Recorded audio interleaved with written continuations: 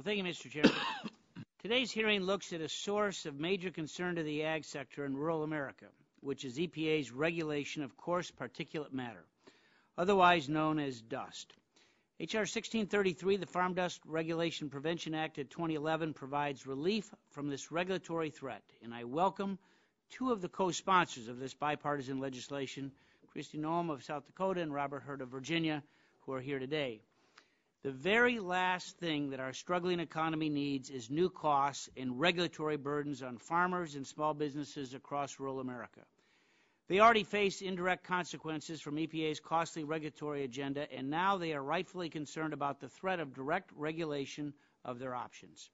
The EPA recently announced that it plans to propose retaining the existing standard for coarse particulate matter, and I appreciate those assurances.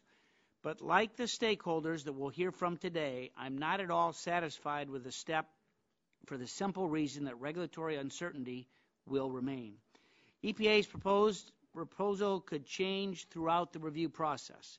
The ag community's concerns may not be fully addressed, and even if the final standard contains no changes, it is always subject to court challenge.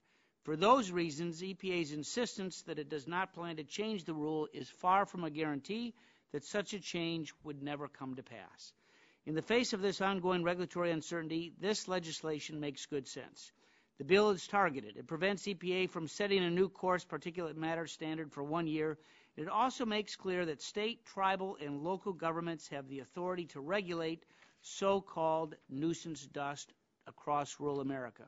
The state and local emphasis is appropriate for dust, which is a local issue.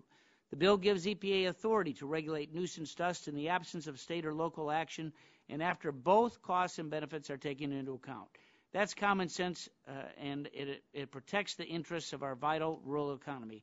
I commend our colleagues for putting together their legislation on the table. If EPA is serious that it does not intend to regulate farm dust, it should embrace this legislation. I yield to the gentleman from Texas, Mr. Barrett.